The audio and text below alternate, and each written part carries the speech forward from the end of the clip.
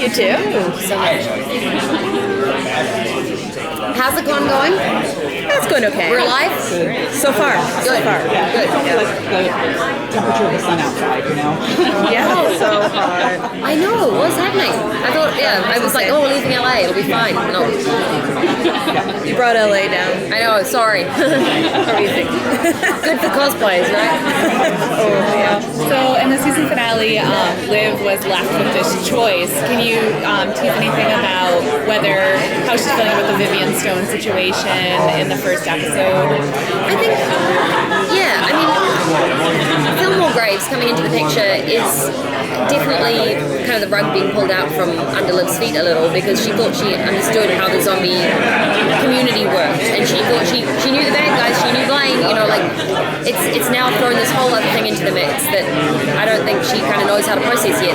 I don't know that she trusts easily anymore. She's obviously had her fingers burnt a few times, but it's kind of interesting. We don't know many zombie females, so there's kind of a potential alliance if she wasn't a bad person.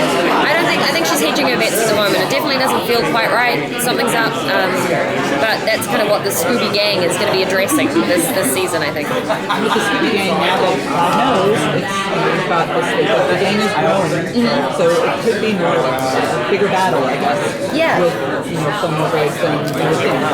Absolutely. Well, we feel like we've got some strength now. There's like a community of us that we can, it's a group that Liv can consult and like a council, more than one idea. It's not sort of rash decisions being made on our own. So I think it helps them to have that like dialogue between them. But it's also scary. It's like the more people that know, the more vulnerable she is. So I think she's going to try to keep the circuit fairly closed after this. We don't know yet. I'm curious. I'm curious about her family. I'm curious about her dad. We still haven't sort of addressed that, so that'll be interesting.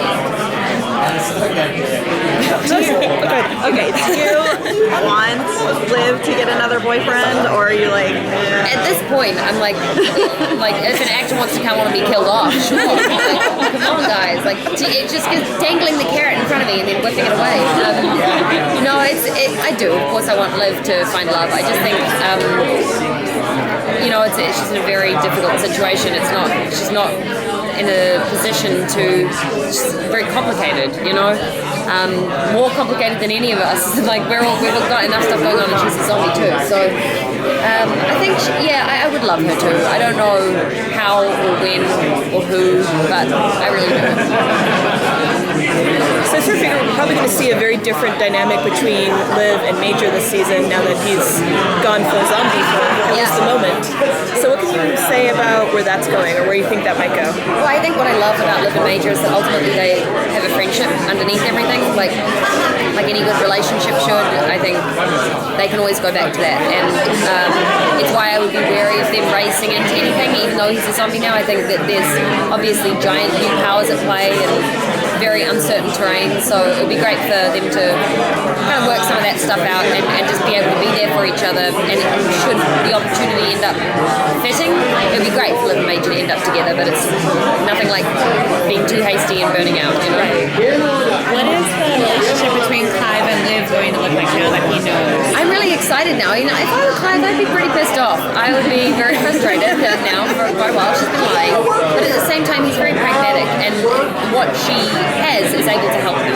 And I think, he is a very good person that is also aiming to kind of get this problem under control and protect the people he loves the same way that she does. So hopefully he's a very understanding and empathetic detective, and he can come to the party and just help her through it. A lot of the humor comes from being in the neighborhood and having Liv and Robbie hide the true identities from him. Yeah. Now that he knows, we're going to see a dynamic change there in the humor of the comic. I think so. I think it could be quite a funny dynamic change anyway. Now that Clive knows. He's so black and white. What I love about him, he's so straight up and down. He's like, you don't see him. I have friends like that. I have friends who just see things very kind of rationally, and I feel like that's what Clive could bring now that he knows what the brains can and can't do. Like, he's not always very passionately, emotionally charged with it. Like, he would be really logical, and I think that could be, it'll bring a different, and new, funny kind of dynamic. Are there any brains that you know of coming up this season that you're excited to play? I've just found out today that I'm eating the brain of a dominatrix, so there is going to be some weird research going on. I'm going to make sure that the boys do all the research for me and write me a notebook and get back to me. It'll be very funny. History. Exactly, I know, clear history. That's really funny. But yeah, there's also, in episode 2, Liv eats the brain of a father and Major eats the brain of the teenage angsty daughter. So that's going to be a really fun dynamic to play with as well. And Bucky is going to kill it. It's going to be so fun.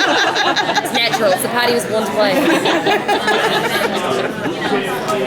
Do we get any good Liv-Ravi friendship moments in the first episode? We do. I mean, there's a lot of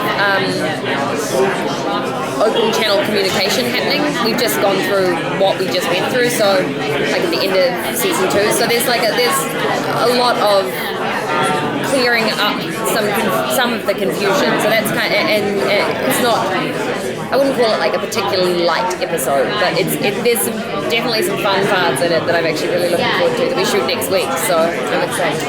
Okay. Happy.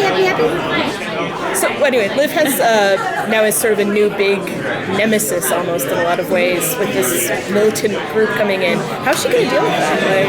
Well, I think she doesn't know quite what to make of it yet. I think she's certainly hedging her bets. This is a little odd. It seems like there's a sinister air about it, but at the same time, I mean, there's also a lot of information that she could use, and she wants to understand who these people are and where they're from. So I don't think she's keen to outright antagonize.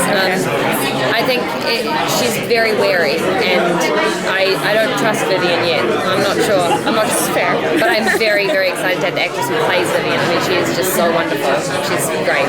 Big fan, so happy to have her.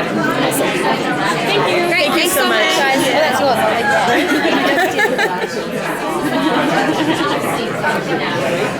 Thank you. I'll tell you. It's really awesome. Is it? Oh, good. I haven't worn it before.